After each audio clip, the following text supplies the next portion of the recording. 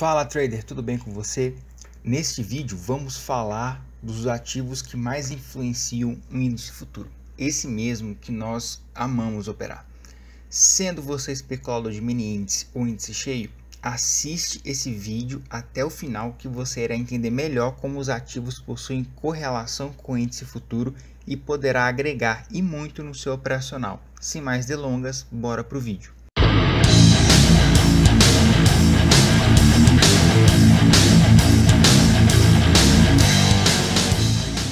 Índice Bovespa. O primeiro ativo de correlação com o índice é o Ibovespa.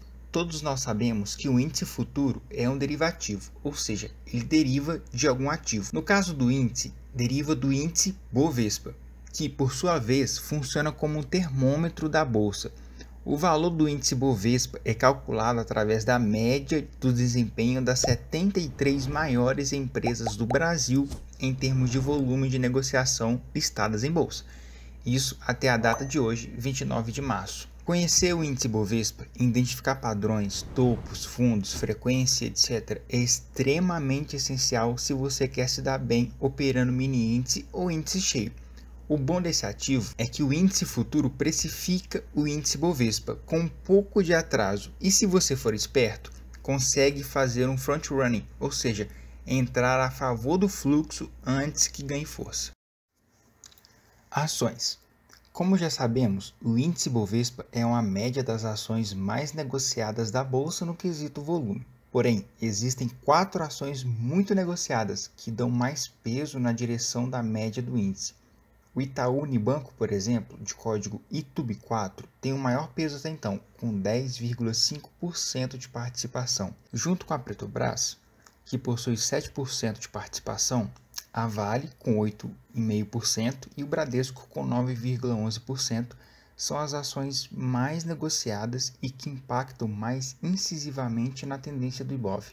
Inclusive, o gráfico do Itaú é bem parecido com o índice. O bom de acompanhar a movimentação dessas ações é que há um atraso entre o cálculo da média para o Ibovespa em relação ao índice, fazendo com que consigamos ter alguns segundos para analisar as ações antes de entrar na operação. O terceiro ativo que muito influencia o índice é o S&P 500.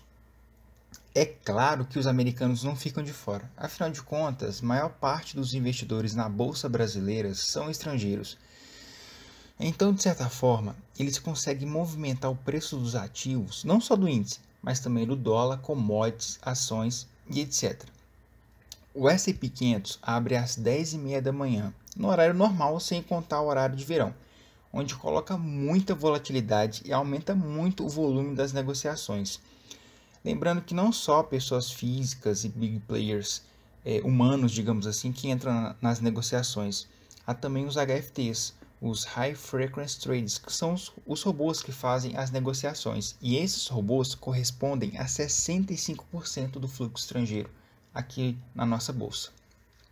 Entre 10h20 e 10h40, inclusive, eu não recomendo operar devido à alta volatilidade e liquidez, podendo a frequência do índice chegar a 600 pontos. Eu vou deixar um card aqui para vocês verem quais são os melhores horários para operar e quais são as características de cada horário, que pode influenciar muito na sua tomada de decisão. Inclusive, a probabilidade do índice seguir a mesma tendência do S&P 500 é muito grande. Vale a pena você estudar a movimentação do S&P antes de começar a operar. Dow Jones. Outro ativo que tem muita influência no índice é o Dow Jones. Bem parecido com o S&P, esse índice é um dos mais antigos dos Estados Unidos e um dos mais negociados do mundo. Analisar as movimentações do Dow Jones é ótimo para termos um cenário macro já estabelecido na hora que a B3 abre aqui no Brasil. A direção da tendência entre Dow Jones e S&P é na maioria das vezes iguais. Claro que os mesmos players que precificam Dow Jones não são os mesmos que precificam S&P. Porém, se a tendência de um está na mesma direção do outro, as chances que o índice siga é muito alto. E agora vai uma dica extra, que é a correlação com o dólar. Sim, o Doleta também possui boa correlação com o índice, já que os big players têm preferência por esse ativo. Como índice, ele também é um derivativo do dólar, e acompanha essa moeda. No geral, dólar e índice têm uma direção oposta, já que a valorização do dólar no cenário macroeconômico significa desvalorização do real, impactando diretamente as ações da bolsa, que perdem valor e abaixo a média do Ibovespa. No geral, se o dólar está numa tendência de alta, o índice estará numa tendência de baixa, e vice-versa. Quando os dois ativos entram em certa confluência, ou seja, se eles têm a mesma tendência no mesmo horário, eu particularmente não gosto de operar porque eu fico com o pé atrás.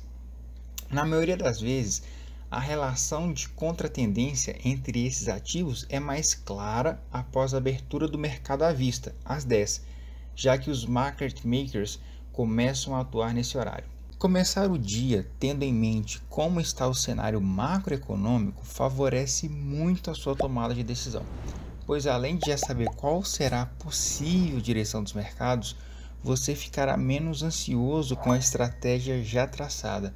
Só tome cuidado para não ficar enviesado. Então é isso. Um forte abraço e até logo.